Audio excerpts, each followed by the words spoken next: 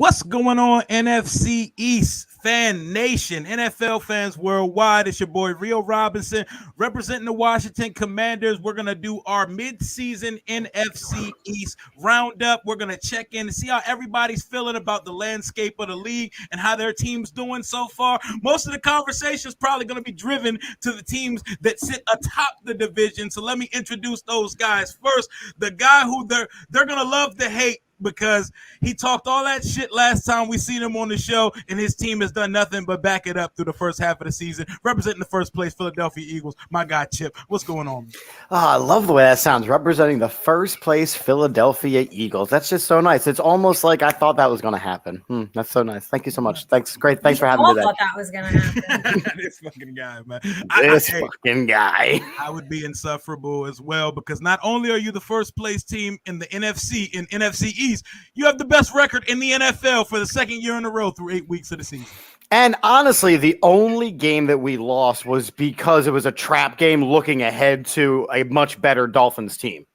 So, yes, we lost to a terrible, terrible Jets team, and we should be 8-0 right now, but we're not, and it's tough to win games in the NFL. You just saw the Broncos somehow beat the Chiefs, so it's tough to win games in the NFL, especially if your quarterback is Danny DeVito's Oompa Loompa nephew. Listen, what did you understand? He thought the Jets were Bergen Catholic, all right? I mean, he was really trying for it. He was trying. Oh, my God. And if you heard that voice right there, that is my neighbor in the basement of the division. You see, I have it structured so that me and Nikki are sitting on the bottom, since our teams are on the bottom of the division, representing the New York Giants, the Jersey Shore Barbie herself, Miss Nikki Giss. How you doing tonight, Nikki? I'm all right. I'm trying to figure out why I'm here, but I'm all right. I think that's just like all Giants fans. I think they're trying to figure out why they're there. Yes. You're trying to find some purpose. I can't even go on y'all because y'all beat us. So technically, I'm going to treat myself as if we're the last place team in the division, considering we're 0-3 in the division right now, with 2 heartbreakers to the Eagles and an absolute stinker to the Giants. So we're in last place and y'all are the third place team. We're in the basement right now, Nikki. How are you feeling, though? Great. Nah, you look great, though. You look great. Okay, as long as I look great. Hell yeah, your team doesn't. Neither does mine, though. My team does not look great. Yeah, no, I don't know who plays a kicker who needs knee surgery all season since like week 1. But this is the Graham Gano way. I know that guy very well. Yeah, I don't understand how the Giants like handle injuries. It's all very bizarre over here in New York. We're trying to figure it out on the daily. So I'm glad I look great, but my team does not. Yeah, this is very true. And the guy representing America's team, how about those Cowboys coming on a collision course with Chip's Eagles this Sunday? My boy DMV, how you feeling out right now, big dog? Hey man, I'm taking it 1 week at a time, bro, because at the end of the day, when I get too, riled up, man, we get whooped like we did the 49ers week. So I'm just taking it a week at a time, bro. Week at a time. I'm still figuring out how the hell the Cardinals beat y'all. We were missing 3 offensive linemen that were starters, and Trayvon Diggs was out that same week. It's just an anomaly. Plus, every time we play in Arizona, some crazy stuff always happens. So I'm actually not surprised by that one. It was Jonathan Gannon's parting gift to the Eagles. Yeah, definitely. Did y'all send him a Philly cheesesteak for that one? No, we sent him what would have been a Super Bowl ring, but he shit the bed on that one. Yeah, but we're in the November now. Over here in DC, it's already getting cold outside, and I want to hear about the trade deadline. Everybody made moves but your Dallas Cowboys. Everybody did something at the trade deadline, whether they were buyers or sellers. Did you feel like Dallas needed to make a move, DMV? Of course I felt like Dallas needed to make a move, but did I expect them to? No. I expected them to do exactly what they did. And to be honest with you, the one thing that I do admire about Howie is that Howie every year is GMing as if he's trying to keep his job. Mm-hmm.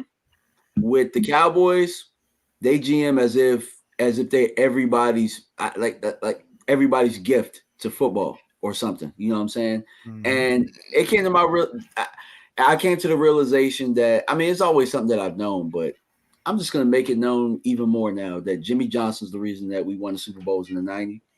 And Everything else, we swapped them with Stephen Jones and first round exits. Yep, this is true. Chip, you guys, for some reason, the best team in the league, best roster in the league, but y'all always feel the need to go fleece somebody for an all-pro talent. I don't know how you guys keep doing this. I don't know how he keeps getting away with this. Cue the Jesse Pinkman Breaking Bad meme. I don't know how y'all keep doing it. Y'all bring Kevin Byard out of freaking nowhere. How do you feel about y'all's trade? I mean, it's not out of freaking nowhere. It's out of Tennessee, which has become the minor league program for the Philadelphia Eagles, where they couldn't figure out how to use A.J. Brown effectively, so we're using him. And now Howie Roseman constantly is listening and seeing what is wrong with this team, and he knows what the weaknesses are. I mean, it was very obvious that the weakness was in the secondary. It was obvious the weakness was in the secondary in the preseason, and we suffered with Terrell Edmonds, and he was our leading tackler, and the next day he was shipped off for one of the top safeties in football. On our big draft day trade, was trading Contavious Street to the Falcons for draft picks. I mean, it's the rich get richer situation, and I obviously, like, Eagles fans were overreactionary, so we wanted, make a move for Derrick Henry, make a move for this guy, make a move for that guy. We also have to remember that we have a bunch of guys coming off injured reserve, some all-pro serious talent coming off of injured reserve, so it's kind of like we're getting those guys back as well. Must be fucking nice. Nikki, you guys made a big trade on the trade deadline. Y'all traded Leonard Williams. Did you expect to make that move? How do you feel about seeing him go? Yeah, I don't think they were going to, extend and redo his contract. So it kind of felt like that was going to happen. I mean, I'm sad, but I get it. I think we got a lot of draft value back for him, which is great. And obviously this team is in need of a much needed rebuild and building through the draft. So I expected it. It was sad. Sometimes, you get attached to players, but I think some fans don't realize that, it's business, it's football. So great draft value. I'm okay with it. I just really need this team to get it together at some point here. I mean, we're going on over, 12 years at this point of just really putrid, horrible. Oh my God, football. 12 years. What the fuck years. Are y'all gonna do, Nikki? Oh my 12 God. Years. We talking about, look, hey Rio, we talking about almost 30 years over here. Of pain. And she's, oh my God, 12 years. He's talking about his Super Bowl highlights got stuck in the VCR again. Oh, and when we were wearing starter jackets. And mine don't exist because it was my birthday. Fair. I mean, our offensive line has been offensive for, I feel like, my entire life. So, I mean, I hope they can build through the draft. I am just not hopeful. I hope it's a very dangerous thing, and I just don't want any more of it. I don't have any of it. We'll see. I feel you on something that you said when you said it is a business, and it is the fan attachment thing. I get it. We love these players. We envision long marriages with these players in a football sense from a fan's point of view. But you have to sometimes see the business aspect of it. Like in our situation, they call me a Chase Young hater because I call it how I see it with him. And I tell people Chase Young is not that good. Chase Young has all the talent, all the athleticism, and all the tools in the world. Chase Young's not a hard worker. Chase Young is a prima donna. And Chase Young, he moves like LeBron and produces like a role player.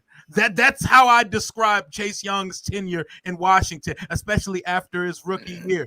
They wanted to trade him. They didn't want to trade Montez Sweat, but the Bears decided to give us a high second round pick for a rental because he already told them, I'm not signing no extension right now. So that already looks crazy on Chicago's part because that pick's probably going to be somewhere 34 to 38. It's going to be somewhere around the first 5 picks of the second round. So I totally understand it. I didn't see us going out and writing 2 more big extensions on the defensive line. We already got 2 defensive tackles making over $20 million a year, so we're gonna go pay 2 defensive ends, also $24 to $26 million a year for a 31st ranked defense, giving up 30 points a game. We sucked with them here. We will be all right once they leave, and we may see a more disciplined, sound defense now that we just got 2 dogs up front instead of 4 guys all trying to shine and make splash plays on Sunday. I'm going to miss Montez Sweat. I'm going to miss what could have been with Chase Young, but they're just football players. At the end of the day, my fandom resides with the name on the front of the jersey and not the names on the back of the jersey, but that's the trade deadline for us. We traded Sweat and Young, and now we're starting Casey Toohill and James Smith-Williams. And I think Casey Toohill is going to actually be a stud because he already has 1 sack less than Chase Young this year with 100 less snaps. Can you just put some respect on it? Former Eagle Casey Toohill. Former Eagle, Yeah, yep. Thank you.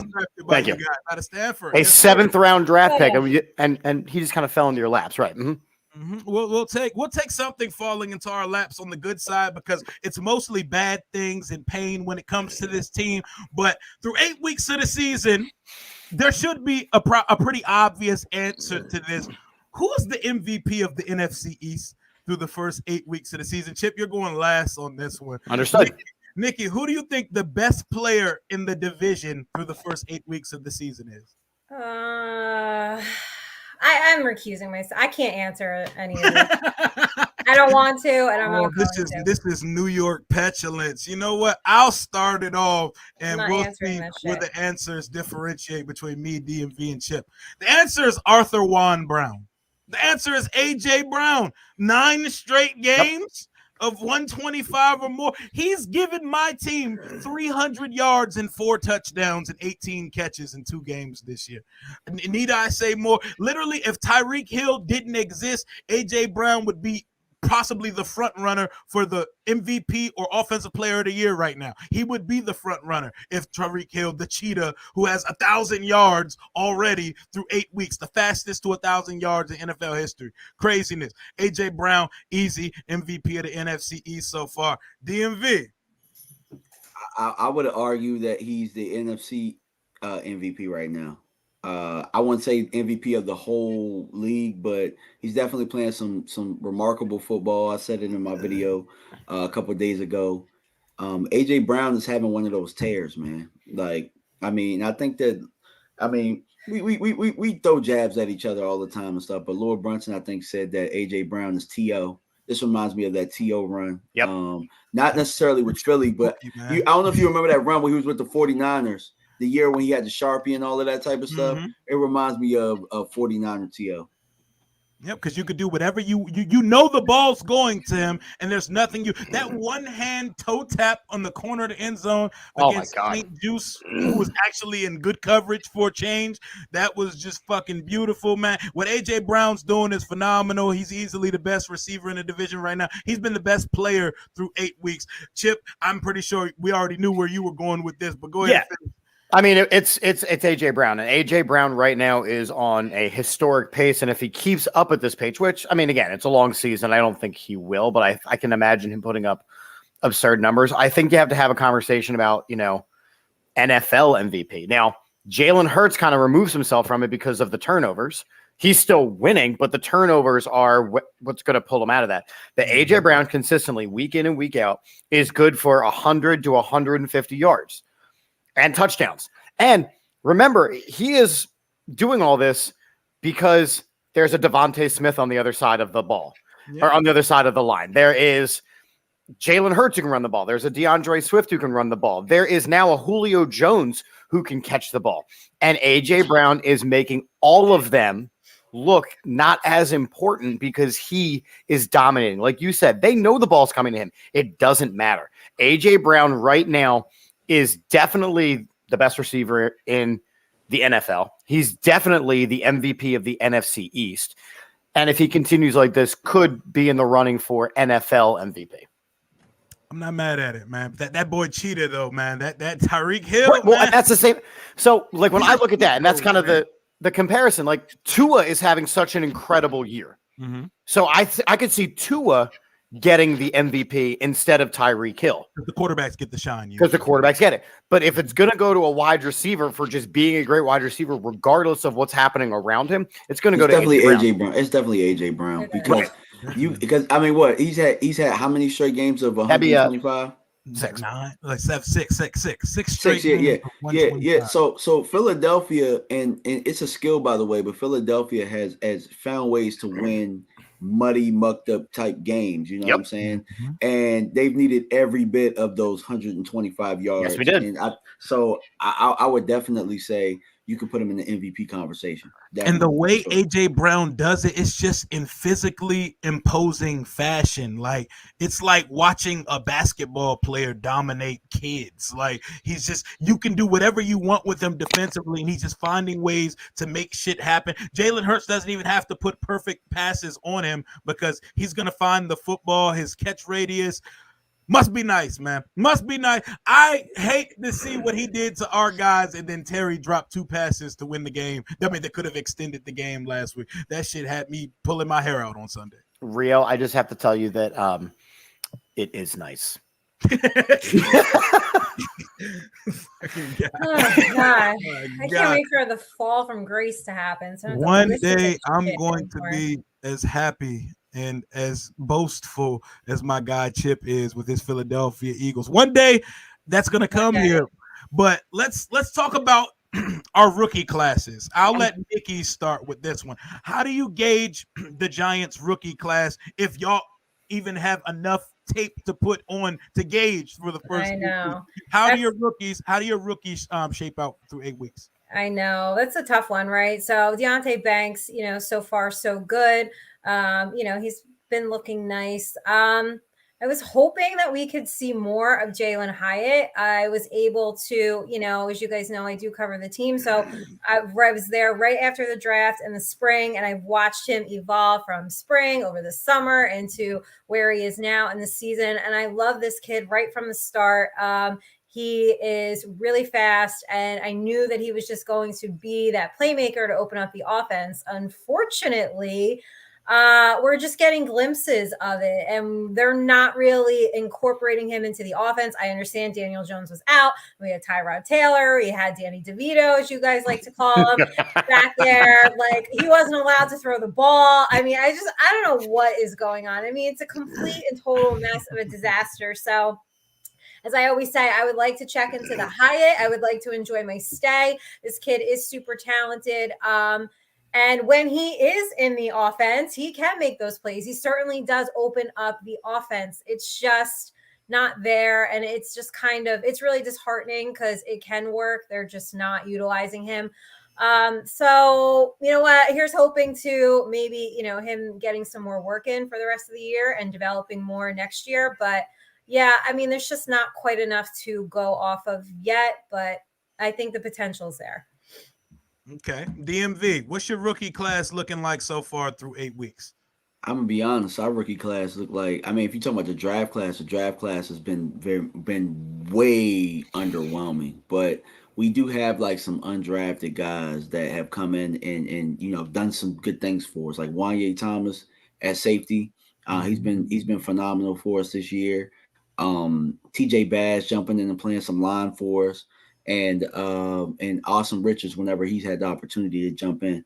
It's our undrafted rookies have been, a very solid for us. But Mozzie Smith, he's starting to come along a little bit, and I expected about November for him to kind of hit a stride. So he's starting to get a couple more snaps. Schoonmaker, the tight end. I mean, I already knew Jake Ferguson was better, and I'd rather see more Jake Ferguson. But outside of that, really, our draft class needs to step up a little bit more. But, I mean, outside of that, I do like the way my team is playing now the last 2 weeks. But the rookie class hasn't really been impactful.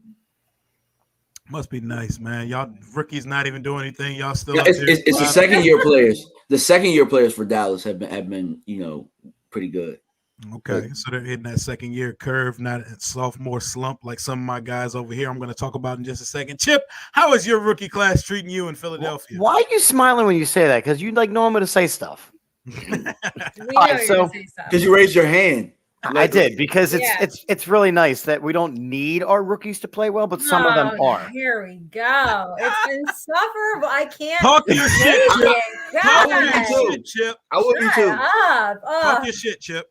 So I mean, look, the 7th round guy, Moro Jomo, we don't need him. I mean, he's a defensive tackle in a very deep defensive line. If he sees the field, cool. If Tanner McKee sees the field at quarterback, we got bigger issues than that. So I'm glad that we don't ever see him. Keely Ringo's been decent when he's had to play. Sidney Brown has been awesome. And there was weeks where we didn't get him and that you saw some struggles. Sidney Brown is going to be a stud for a little while. Tyler Steen, again, offensive lineman. We're pretty deep there. He's definitely better than some other options we have. Nolan Smith, I want to see a little more of. But then we have the baby rhino, Jalen Carter. Oh, my God. He's an animal. Jalen Carter is disgusting. Whoever let him fall to us, thank you. Just thank you. Because there is very little that can be done to slow him down right now other than him taking a game off because he's hurt. Yeah, it reminds me of how I was say, is he taking off this week? No, he's not. It's Dallas week. Come on now. Reminds me of how the league let Micah Parsons fall to Dallas because he liked to hump men in the locker room, man. He can come hump guys he can come be the booty bandit in my locker room any day, bro. I just want to win at this point. Did he go to jail?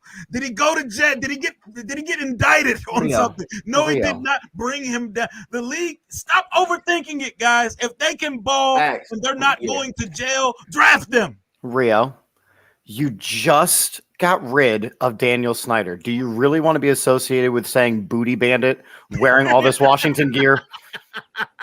I mean, it's a different form of booty bandit, though. It's on some college hazing type shit. But yeah, Dan Snyder, that is crazy, though. There's a lot of stories about Dan Snyder and all the nasty things that's taking place here. They need a Netflix special. I want that 30 for 30. 30 for 30. Oh no, it has to be a full series. There has to be episodes of it because Like I can go for we're talking about a complete sociopath. We're talking about a guy who, when Mike Nolan was playing vanilla defense, he started melting vanilla ice cream in his office to rot in his office because he was like, I'm tired of the vanilla defense you're playing. He was doing this shit for weeks, man. Like this dude, this is a guy that sues fans, sued an old lady. Like this. Oh, there's so many stories. I'm so glad he's out of our organization, and I'm so glad you guys were able to actually give analysis of your rookie classes so far, because my rookie class consists of a first round corner who's got baptized by AJ Brown 3 times and has given up about 500 yards, 3 or 4 touchdowns, and 6 other picks who've done nothing. Our second round pick, Quan Martin, has played 16 snaps in 8 weeks. 16 snaps, and 12 of them were punts.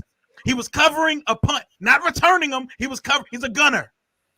Our second round pick. We used our first and second round picks on project defensive backs, and rounds 3 through 7 have been healthy scratches the whole year. The only reason we're now going to see our 5th round pick that we traded up for, KJ Henry, and our 7th round pick, Andre Jones out of Louisville, is because we traded away Montez Sweat and Chase Young. So, hey guys, you guys want to suit up on Sundays now? You guys want to join the crew? You want to get on the field for recess? Y'all can play now. So maybe I will be able to finally talk about my rookie class, because my rookie class is just a trash can corner and a bunch of healthy scratches and a punt gunner. That's all we have in our rookie class so far. And imagine when you're a guy like Ron Rivera, where the whole world knows your job is cooked upon season's end.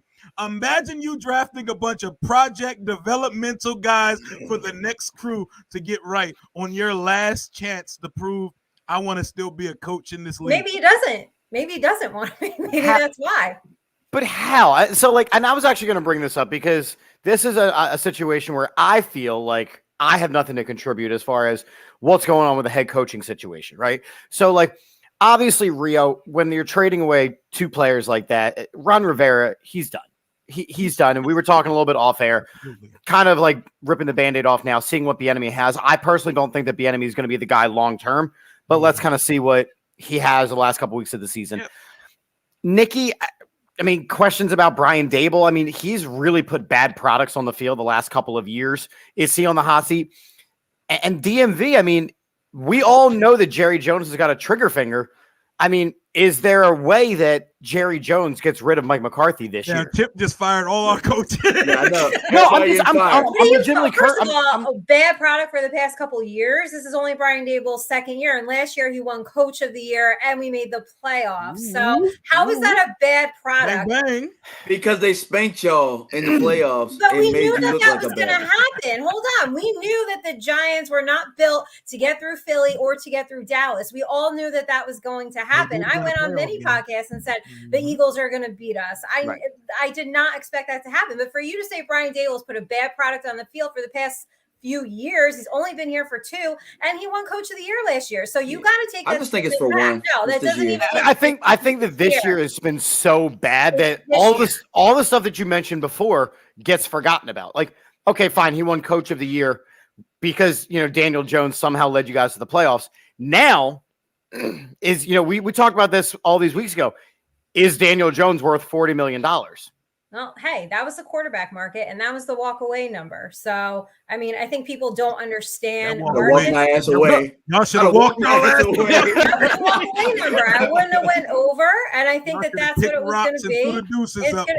It's going to be. It's like a deal now. I mean, really though, but I don't think Brian Dable's on the hot seat. I think everybody needs to calm the hell down. Like, let's give him another year to try to get it together. I mean, you don't go from winning Coach of the Year in the playoffs and then what are you supposed to get fired in week 9 because this season's been abysmal? Like, I will say that we went from having a Super Bowl winning coach to firing his ass. And I will say, I have a coach right now who's won Coach of the Year twice, and I can tell you he's never been a good coach. No, his whole career he benefited from Cam Newton.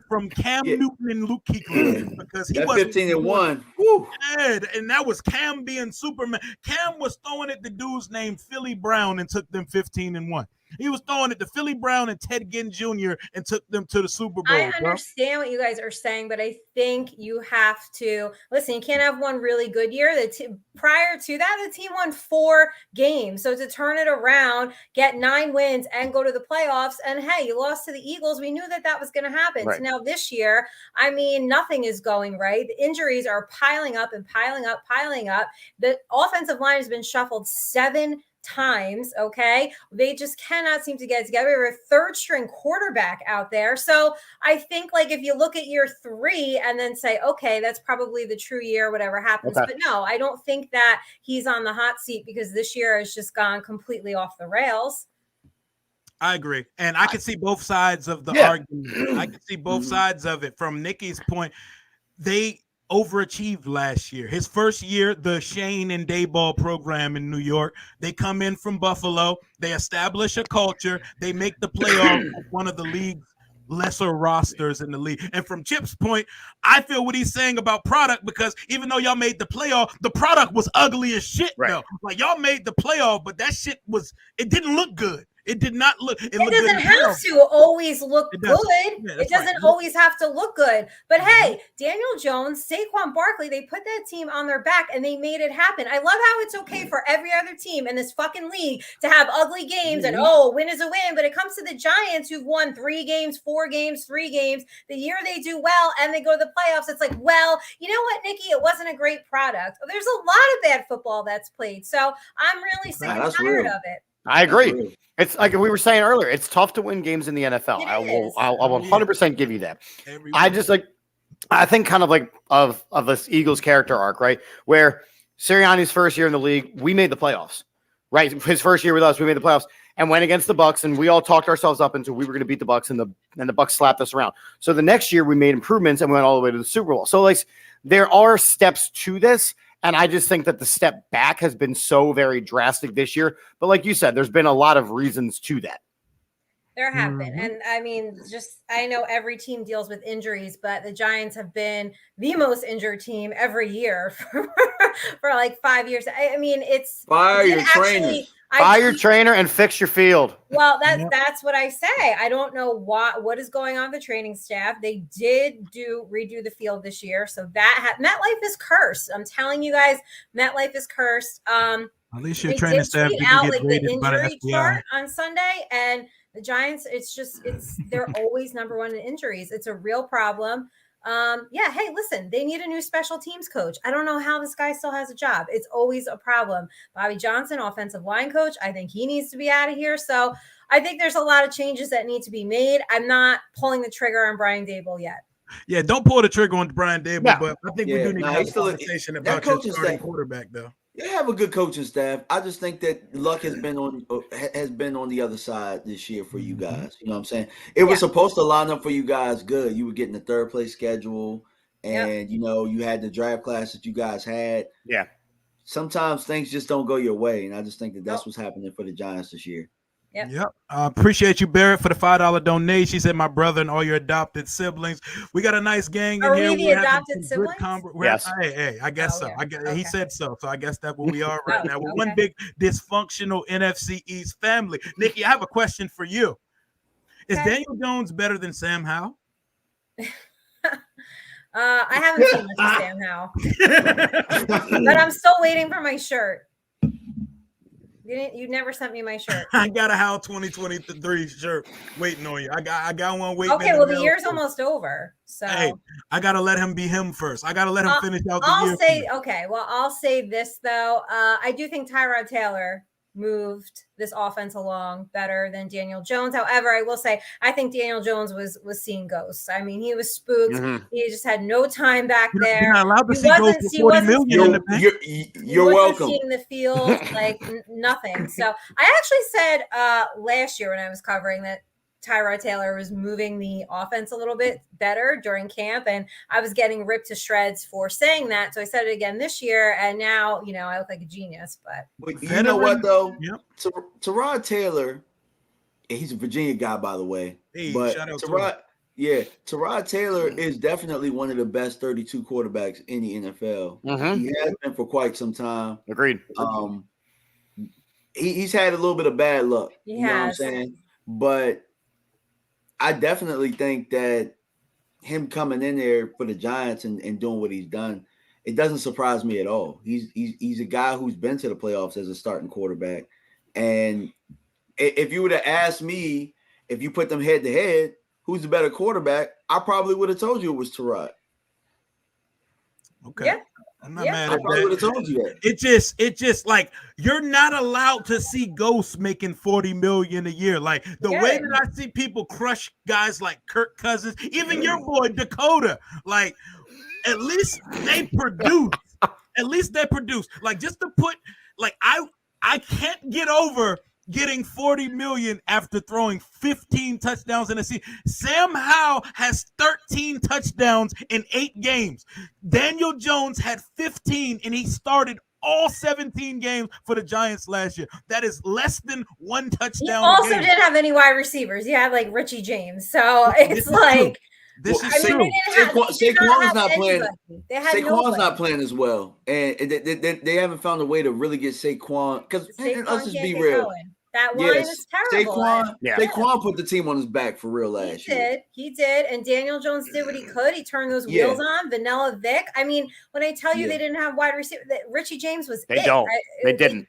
They didn't. So, I mean, listen, it's not always all on the quarterback, right? And I'm not saying, by no means, I'm not saying Daniel Jones is like this world beater of a quarterback, but he just really, I said it last time, just really has not had much to work with. And you look at this season, the offensive line has been absolutely horrible. And then Barkley couldn't really get going. And then he was out for a few weeks. And then he's back and he still can't really get going. It's just been like DMV said, it just hasn't really worked out. The injuries are piling up. Now the kickers, Graham Gano's out. It's just frustrating. It's been a frustrating season so far.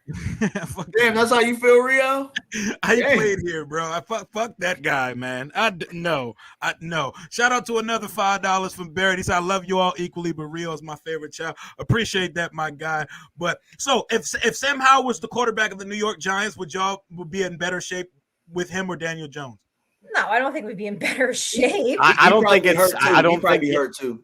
Yeah, he would have gotten hurt by now. Oh, look, I mean, having played Sam Howell twice now, Sam Howell's a good quarterback.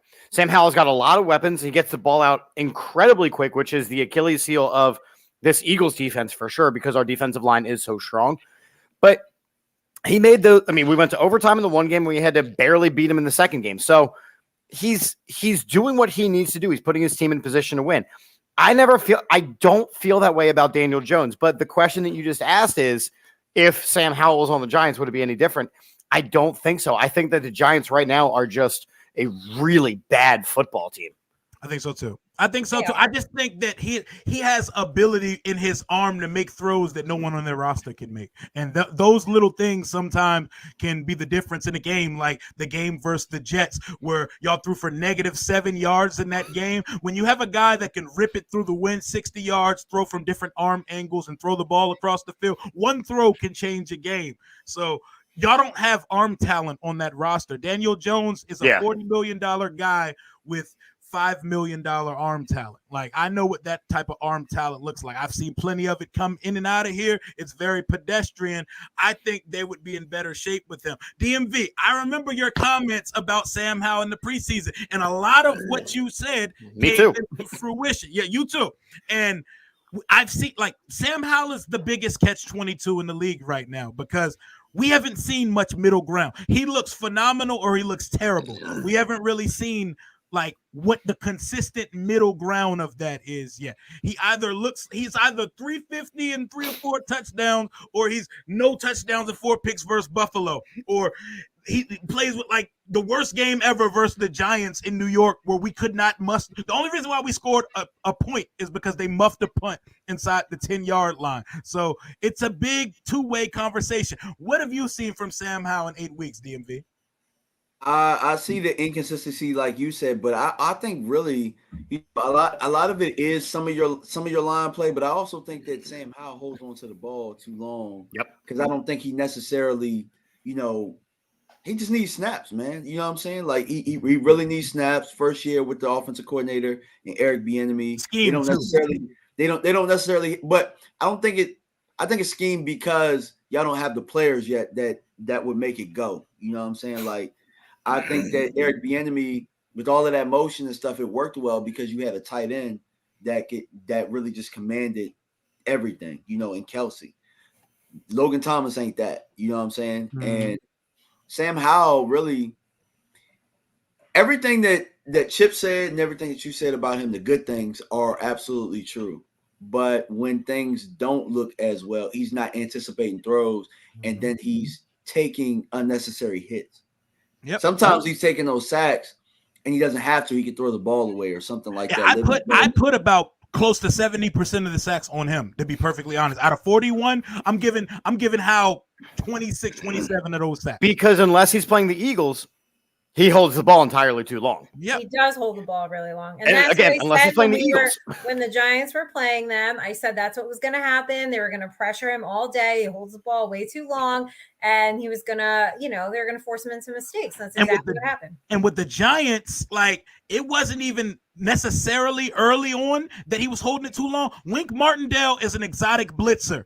Eric Bieniemy just completely forgot Wink Martindale's whole body of work as a coach in this league and did not put any preparation in for the blitzes. So he just let them blitz Sam and just said, make some shit out of nothing, Sam. Like that. And EB and Sam, they split most of the blame of when the offensive line isn't great, but it's not as much as you would think so when you see the stat 41 sacks. He's on pace to crush the record. 76, David Carr, the expansion year of the Houston Texans. He's on pace to be sacked 82 times, which is 6 more than that in 8 games. but that's why it makes the statistics crazy. He's 6th in the league in passing yards, 5th in touchdowns. Like he's like 8th in rating, despite the fact that he's been sacked 40 Because times. when you look at the players around him, he's got really good players around him. I mean, but they're not using them enough. Like Brian Robinson is a very good running back.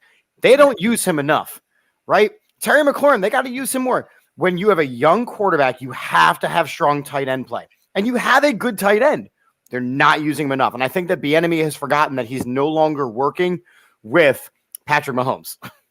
And Reed, yep, he's not there anymore. He doesn't have the luxury of getting away with the things that you could get away with when you're coaching the Kansas City Chiefs. Right. But we're on to week 9 of the NFL season, and one of the biggest collision courses we're looking forward to. I'm looking forward to this, and these not even my teams playing this week. We'll talk about me and Nikki's little games versus the Raiders and the Patriots later. But y'all two, it's time for y'all to take it away. It's Dallas versus Philly week. This is 5-2 versus 7-1. Chip, how are you feeling going into this matchup? How confident are you feeling going into So I wouldn't say I'm feeling incredibly confident. I like our teams. I like the matchup. I like the fact that the Eagles have the bye week after this because the Eagles have been dealing with injuries this year. We've kind of made it work, and I feel like the Eagles have yet to play a complete game, right? I think the closest complete game that we played was probably against the Dolphins. But I think we have struggled to play a complete game. We've beaten bad teams. We've put up absurd numbers. But we are going to need a complete effort here against Dallas. Dallas is not the same team that they usually are, but it's an Eagles-Dallas matchup, right? So the offensive line for Dallas isn't what it used to be. The fact that they got rid of Ezekiel Elliott, which was the right move to give Tony Pollard more action, but Tony Pollard is struggling to do it by himself. Dalton Schultz was a great tight end for you guys. You have not replaced him with the same level of quality. CeeDee Lamb is a great wide receiver. What do you have on the other side? You had Stephon Gilmore and Diggs. Losing Diggs, and I think you've gotten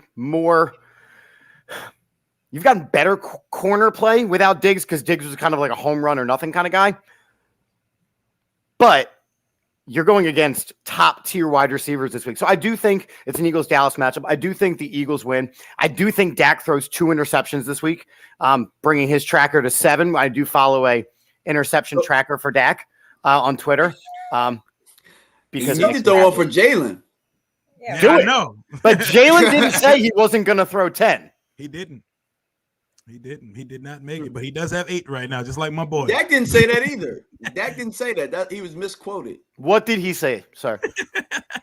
I forgot what he said. It wasn't that. It wasn't that. It was so long ago. Well, we are living on that bulletin board material. Let me tell you. Facts. Oh, I can't wait till he throws his 10th. Twitter's going to be fucking hilarious that night. But again, I think that it's going to be the game of the week. But it's an Eagles-Dallas matchup. I think the Eagles win. But I think that they win on a field goal as time expires. Okay, DMV, how are you feeling about this matchup? Y'all gonna get them? I think they're banged up. I think they're banged up this week, and I think that it's the right time for us to see them. Mm-hmm. You know what I'm saying? If they weren't as banged up, I would feel a little bit more 50-50. Mm-hmm. This game, I think that the offensive line, if we can hold up against the rush a little bit, their secondary is Swiss cheese, bro. Swiss cheese. And Dalton Schultz, really, honestly, Jake Ferguson is better than Dalton Schultz. But to your point, you don't know it because we play him every other week. Right. He'll do well, and then Mike McCarthy will do some dumb shit. Yeah. And the connection isn't there yet. That's the problem. You don't know what he is. Well, they're trying to make the second round pick tight end work, and it's not. You know what I'm saying? Which, in all actuality, all of us Cowboy fans know that Jake Ferguson is the guy, but for some odd reason, they want to make the Schoonmaker guy. They want to make the pick work, and I think the last 2 weeks, Mike McCarthy's kind of gotten away from that and gone to Jake Ferguson. He's had 2 solid games in a row, but I think really what it'll come down, I do think it'll be a close game. Philadelphia has played close games throughout the whole year, but what Dallas offers that most of these other teams don't is the experience at corner with Stephon Gilmore. Not saying that AJ Brown won't have a good game, but like I pointed out before, you guys have needed all 125 yards of every game. Yep. I don't think that he completely would shut AJ Brown out, but I could see 7 for 80 or something like that, where a guy like Devontae Smith will have to step up, or Dallas Goedert. I'm actually more worried about Dallas Goedert than I am Devontae Smith, actually. Dallas Goedert kind of has our number a little bit. In the screen game, you guys run a pretty good screen game. But the one thing that Philadelphia doesn't do as much this year that really was a thorn in our side is the RPO. They don't do that as much. I don't know. Yeah. And we don't even run the ball that much anymore. Like last week, we ran the ball 4 times in the first half. Yeah. And if you guys are going to try and play straight up drop back football with this pass rush, it is definitely not the remedy especially with Jalen with the I think he has a bone bruise right now or something. Yeah, he's got a bone bruise on the knee. I mean, he needs the bye week. There's no question. He walked off the podium when they asked him again about it. But again, because you cannot have a guy be 95% of your offense. There have to be using of other guys. You have DeAndre Swift. You got to stop giving Kenny Gainwell the ball in the red zone. He's not a red zone back. I mean, there's mistakes that are being made because we do also have a first-year offensive coordinator who is learning. But again, we're playing big boy ball now. We need to stop learning and have learned our lesson at this point. And I think that's what it's going to be. I expect you guys to try to run at us to combat that, and you should. You know what I'm saying? If this game was in Dallas, I think Dallas would win like handily. I think it'll be close because we suck on grass. We're terrible. We're terrible on grass. Yeah. So and Dak those floaty passes on grass and stuff. So I think it'll be a good game. I think Dallas wins because I think Philly's a little banged up. Mm-hmm. Okay. DMV, and my guy Alex has a question for you, my guy. You ever been to Dallas? Yeah, what do you mean, bro? Absolutely. Oh, yeah, my guy I'm going to Dallas for the Philly game December 10th. Oh, enjoy watching Tanner McKee versus Trey Lance. Because we're already going to have clinched the number 1. Not if y'all lose on Sunday. Then I mean, I will say, like, the Eagles almost need this game because then we got the gauntlet coming up. We got San Francisco, we got Kansas City, we got the Bills, we got a gauntlet coming up. So I would very much prefer us to win this game this week just to kind of go into the bye with our heads held high. I mean, it used to look worse. I think when you look at that list now, the Bills are not a good team. I was going to say the only physical team is the 49ers, but they have struggled. And it's like, how healthy is Trent Williams? Because that's really the key to them. If Trent Williams ain't playing, they don't look the same. Nobody looks dominant this year. That was going to be my point. Like we talked about, nobody's that good this year. And this NFL season has been wacky. A lot of parity this year. Like 1 week the Dolphins put up 70, and then the next week they lose. And then that same team that got 70 hung on them just beat the Chiefs. Yeah, it's crazy. And then the Pats beat the fucking Bills last week. It's the league is crazy. Nothing makes sense. And nobody, like, y'all have the best record in the league. Nobody looks dominant. Y'all haven't even hit your stride and started playing Philadelphia Eagle football yet. That's why I think Dallas I think Dallas is going to get y'all this week. I think Dallas wins this game this week. I think they're going to go up there focused. Like, now's the time for Dallas to thrive because they have time in January set out, already circled to disappoint. So now's the time for Dallas to get some work in and to get some shit done. Dallas wants to be in on this best team in the NFC East and best team in the NFC race because the 49ers just lost 3 games in a row. They don't even look that good. Nobody really looks that good this year, man. It's because they don't practice football no more, man. It's a patty. And look, somebody's hurt right now. Like, I'm watching the game. They don't practice football no more. And the football players are I hate to say it, and because I'm not an NFL player, but the game is softer. Super soft. Well, it almost has to be. Like, you look at some of the stuff that's been happening in college football. Shedeur Sanders got chucked out of a game for no reason, for a straight football hit last week. So I understand that they're trying to say like, oh, well, you have to limit the number of times that they're getting hit and concussions and soft. When the Eagles were struggling the most when we had our own issues with injuries every week, it was all soft tissue. We eventually fire our training staff. Sirianni runs a practice like, listen, we're going to practice hard. And we haven't seen as many soft tissue injuries. We've seen more game time injuries. Mm-hmm. It's just wild, man. The league just feels like the script writers went crazy this year because it's very unpredictable, man. The Panthers, we're seemingly they come out, they get a dub this week. Like these games and the Seahawks look really good. Nobody's talking about it.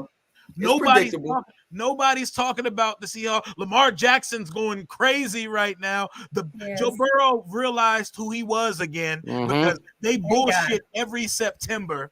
They just take September off and say, we'll be all right. Well, as long as we're there in January, we'll be all right. Like, I don't even know what to even call the NFL right now. Nikki, how do you see Philly Dallas playing out this week? I think that Dallas could win because the Eagles tend to love giving up the big play in the passing attack. So that's where they can exploit them. But I do think Philly pulls it out in a close one. I would like a field goal or something. Yeah. Honestly, I want Dallas to win too because I just want the whole division to bust it up. Like I want everybody to start piling some losses up, man. I know. God. Here, man. I'm not trying to feel so lonely down here. I hate it. We play the Pats this week in a game that nobody gives a fuck about. We're playing New England. This game, they're not good, but Bill Belichick is where young quarterbacks go to die against because that guy schemes up against young quarterbacks. So I'm terrified of that.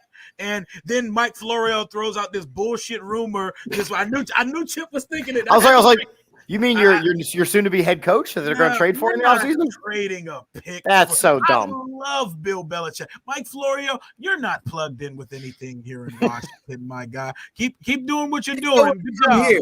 Why would he come here? And why would we trade an asset for he might not be alive before his contract finishes. Oh, he's getting fired this. Let me rephrase that. The Patriots are really bad.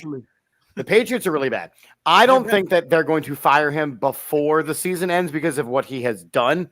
But I think when the season ends, there will be a agreement between the two sides of, hey, it's time to resign. For sure.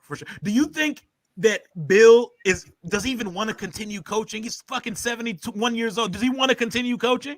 I think he looks happy every single day I see him. I know. He looks thrilled. The most excited, exuberant person, just full of personality. I'm not sure he should just go off into the sunset because he's possibly the greatest coach of all time. I don't think he's seen a sunset since he started coaching. No bullshit. They win the Super Bowl. Man, get him a nice little desk job, man. I feel like he'd be good on TV, but he'd probably be in the front office or something. Front office, yeah, he could be on somebody's front office, like he's silently running somebody's defense because he is a defensive mastermind. So let's step into some burgundy and gold colors real quick. Put your thinking cap on.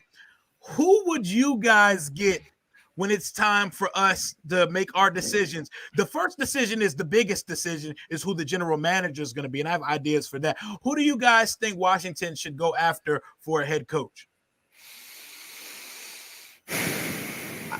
I think you guys should hire Eric Bieniemy and just build. Just go with it. Yeah. I want to get. That's why I need to give him an audition for that because I just don't see ownership and new GM paying any mind to the fact that he was already there when he got there and the team didn't do that great this year. Like there's been a lot of inconsistencies through the first 8 weeks and a lot of it has been scheme related, but I would like to see him get the interim audition so we could see, because he does everything right from the podium. He does everything right from a leadership standpoint, but it's been very inconsistent and it's hard to look away from 15 failed interviews when you're a general manager tasked with changing the face of a franchise. Chip, Nikki, he didn't want to go somewhere. Was it the Saints? It was somewhere he turned down. It was an NFC team. I think it was the Saints. I think that the way the NFL is trending right now is you almost have to go with a guy that doesn't have a lot of NFL experience or has been a coordinator for like 1 or 2 years, but a young guy. Like you look at some of the most successful coaches right now, like Nick Sirianni is one of the most successful coaches. This was his first gig. He learned from some good guys, but again, he was really successful. When Sean McVay started, again, same sort of thing. Your Kyle Shanahan's, same kind of thing. I almost feel like Bieniemy has been. I think that Bieniemy has actually been in for too long for him to have a fresh take. I almost think you want to go like the college route or like one of these new young hotshot coordinators. He's 54. Yeah, EB is 54. Like that's another thing that's going against him in that side. But like I would rather give EB a shot than to go get somebody like Harbaugh, even though I know Harbaugh is a good coach. I'm not bringing that mess in here right now. But again, that's the same thing. You're talking about Harbaugh, who was already coached in the NFL. He has already now taken that to Michigan. He's yet to win the big games at Michigan. So again, I think you need a guy who's young, tuned in with fresh ideas, and honestly, a lack of common sense when it comes to like caring. Like the Eagles go on fourth down a hell of a lot of the time. Some of the times I'm like, oh my God, that's not common sense football. But he goes, I'm doing it. And we go, okay. And then he gets in, we go, okay. You know, the brotherly shove, we go, okay. Like you almost need that person who has not been corrupted by the glamour of the NFL. Yep. And I know just the guys. I already know I got my answer for both questions. Nikki, do you have any idea how Washington should handle this coaching search in 2024? No, not really. I don't care what you guys do. You're an asshole. You're not. She's just happy that Brian Dable's still her coach. Keep Riverboat. She's so dejected. Somebody get her some pumpkin spice latte. I don't like pumpkin spice lattes. Somebody get her a smoothie with no taste, no sugar. Hold on. Kale. Smoothies are very kale smoothie. Get her some kale. Yeah, the attack is on. The next time you just got to get her a Reese's too. You be drinking the smoothies with the carrots and shit in it, don't you? No, they usually got strawberries, blueberries, bananas. Sometimes they'll be like spinach. You actually like fruits that taste good. Yeah, I love fruit. It was on my top 10 list. Yeah, that's all you eat. I remember pet rabbit food. But I'll tell you what, Washington, my dream hire, go get Adam Peters, the assistant general manager in San Francisco, who they say does all the brain work behind the scenes for John Lynch, and they've been hiding him from the league for years. But that's beside the point. When you hire him, he picks the coach, period. No more coach-centric, no more owner picks the coach. The general manager, and matter of fact, hire a head of football and a GM to work under the head of football and put those guys together. And in unison, they should hire Ben Johnson of the Detroit Lions, the offensive coordinator for the Detroit Lions, the 37-year-old mastermind who has put a top 5 product offensively on the field for the last 2 years for Detroit. He has no experience as a head coach yet. He's going to get his first opportunity, and he is a former UNC quarterback that I can pair with my Tar Heel. There's already a relationship between him and Ben Johnson, Sam Howell and Ben Johnson, if that's the route they want to go, because they could come in and say, I want my own quarterback, because that's what teams do. What were you going to say, DMV? Hey, with all these quarterbacks coming out this year, why are you so sold on getting a coach to fit with Sam Howell? Because the only 2 quarterbacks I would draft out of this class is Caleb Williams and Drake May, and we're not going to be bad enough to get either. No, you're just good enough to not be that bad. Yep. Oh no. We're in the worst place you could be. Purgatory, mid. We're always picking 11th through 16th instead of picking. I was going to say, but normally those quarterbacks are the ones that kind of pan out. I don't want Bo Nix. I don't want JJ McCarthy. Too old. I don't want JJ McCarthy, and Michael Penix doesn't do it for me as an NFL quarterback. Gotcha. And Shador's not coming out this year. And I think that you need to give Sam Howell an additional year or 2. You got to see what he has. He's good. If this right now is the worst Sam Howell we're gonna see, he's top 8 in 8 different categories in quarterbacking through the midway point of his technical rookie, his second year, but it's pretty much his rookie year. He started 1 game last year and he started 8 this year. If this is the worst we're going to see, This is a starting NFL quarterback, and this is the best quarterbacking I've seen since Kirk Cousins, and it's not even close. Yeah. The reason I asked that question is it's not like you guys gave up a whole bunch of real estate with him as a pick. It's not like he's a first rounder or a second rounder. So that's why I was like, why do you feel like you needed to pair a coach with him? That's why I asked the question. Oh, and my thing is, I'm not forcing anything. Like whatever new executive and new coach, whatever they put their brains together and say we're going to do, I'm with it, because until they prove me wrong or till they prove me that they're inept at their job, I'm with it. If they say Sam Howell's a backup, we'll gladly have him come compete with the guy we bring in. Cool, go with it. I'm with whatever. That's why I keep telling fans, don't attach yourself to Eric Bieniemy. Don't attach yourself to Sam Howell, and stop attaching yourself to players on this roster, because they could come here and gut the roster, because what we already have in-house is not good enough. Ron came here in 2020, and the best we've done, we've went 7 wins, 8 wins. We're just mid. We have not gotten better. We've done worse than getting like the worst thing you could do is stay in place. Yep. You did not regress or progress. You stood in place. You're not even in quicksand. You're just standing in place. That's the worst place you could be in this league. And that is why Sailboat Ron and MAGA Jack will be headed the fuck out of here. You don't want Jack Del Rio as your next coach? Build around defensively? Jack Del Rio, it's impressive that he's still here at this point. I'm blown away. It's crazy, man. Like this man did not play Forbes 2 weeks in a row, and he decided the moment to put him back on the field was when AJ Brown came to town, and he put him in one-on-one with AJ Brown just so he can relive his nightmare. That is the MAGA Jack Swiss cheese defense. Yeah, that's what you call a mistake. But I will say, if you pair, I feel like if you get Eric Bieniemy a competent defensive coordinator, because it's not the offense as to why you guys are losing, in my opinion. I agree. It's week to week, because when the offense shows up, the defense looks terrible. When the defense shows up, the offense can't score, like the Giants game. The Giants game, we looked like the worst offense I've seen on a football field. It looked like the Giants-Jets game last week. Like, it was that bad. But it speaks to your head coach. Like you said, 7 wins, 8 wins. That's a whole bunch of flip-floppy. Like, that's the guy that's leading and not really bringing everybody together to play complementary football. That is Ronald Eugene Rivera football.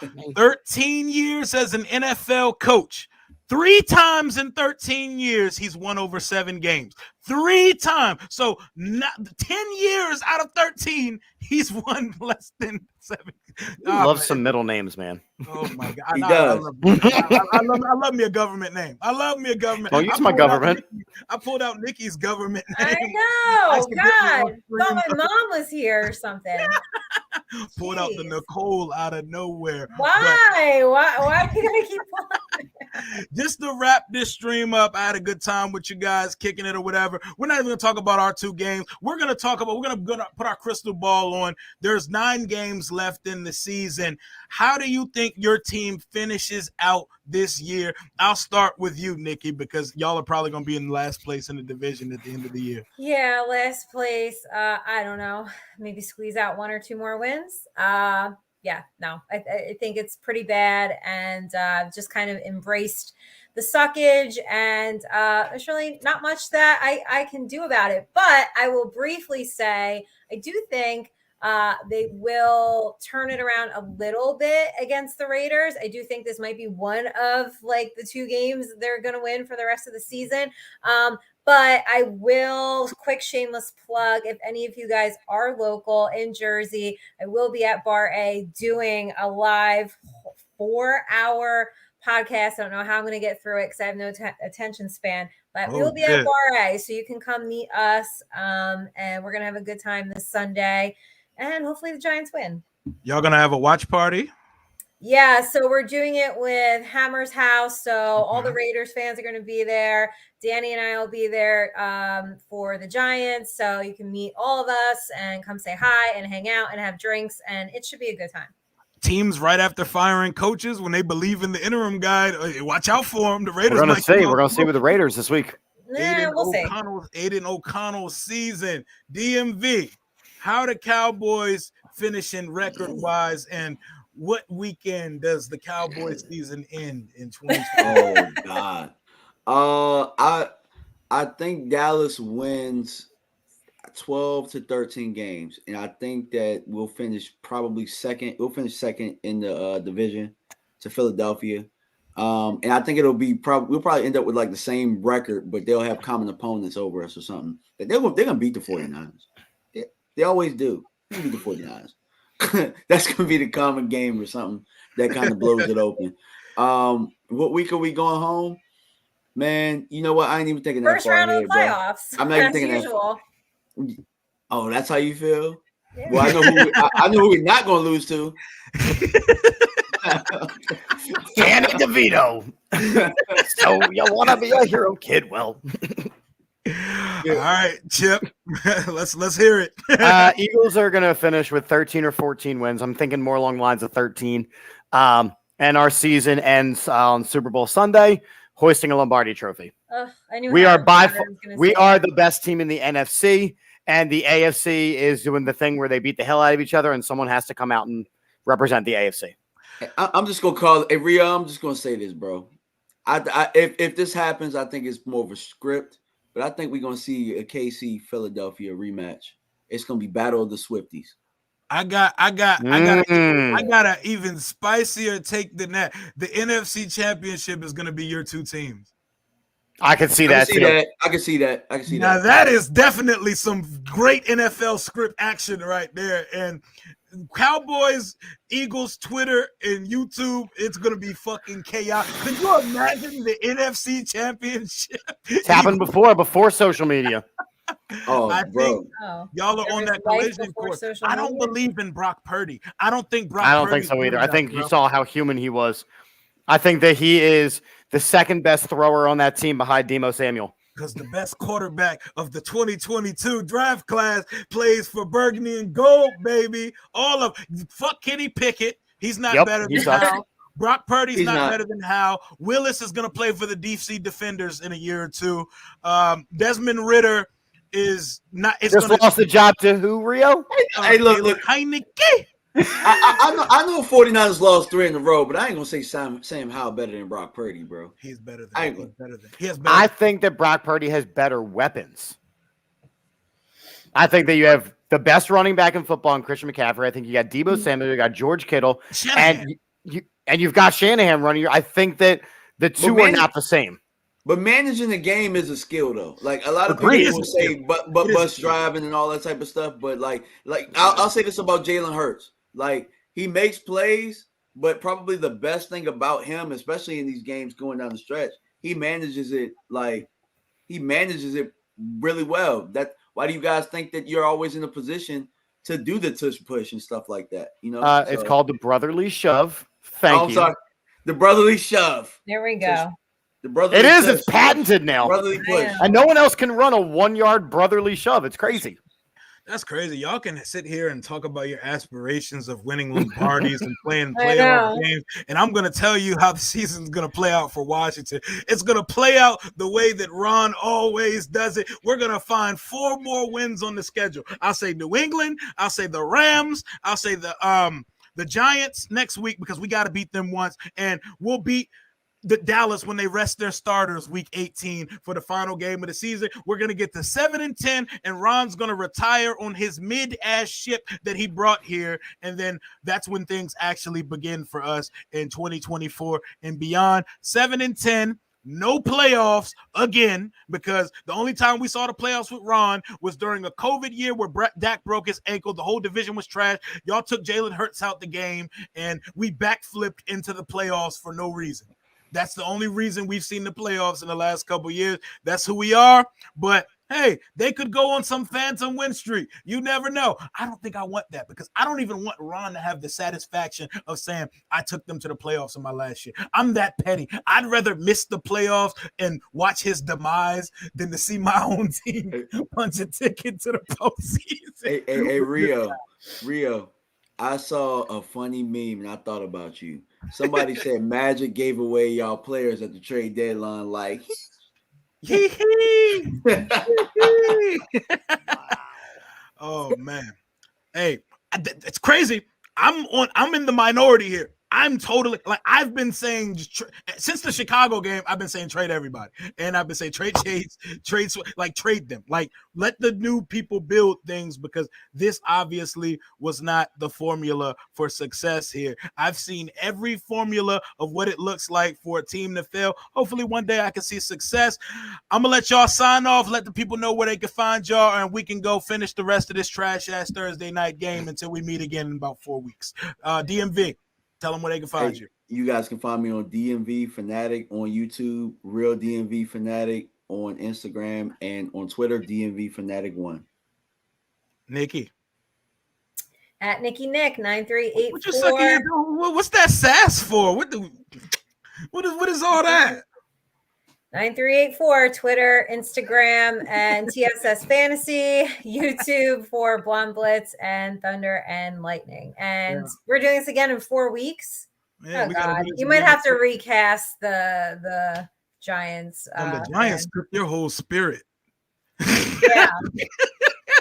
She has no more fight left in her. I don't. What is there to like fight about? I mean, they suck. I have no hope. It's the same shit every year. The Giants right now. It's okay. I'll get you your Sam Howell shirt soon. Yeah. Okay, good. Yeah, we have something to look forward to this year. Chip. Man, I had another Danny DeVito joke in the tank, and now I just feel bad, like I'm kicking people when they're down. Oh man! All right, well, I'm Chip. You can find me on Twitter at Chip for the Birds. I'm also the co-host of the All About the Birds podcast, AAT Birds. So check us out and go Birds. Hell yeah, y'all heard that. Y'all heard from my esteemed panel of NFC East experts on their team. I appreciate y'all for coming by tonight. Appreciate everybody in the chat. Y'all know where to find me. Rambling with Rio Robinson, Rio_Robinson 91. We ramble about the Washington Commanders in a raw, objective, fun fashion because we got to keep things fun because it is never that when it comes to Sundays watching my favorite football team, what I know and love. Until next time, hail to the Washington Commanders and to their little punk ass teams. We'll see y'all in 4 weeks. Out. How about them Cowboys? Go Birds. Go Giants. Boo. Boo.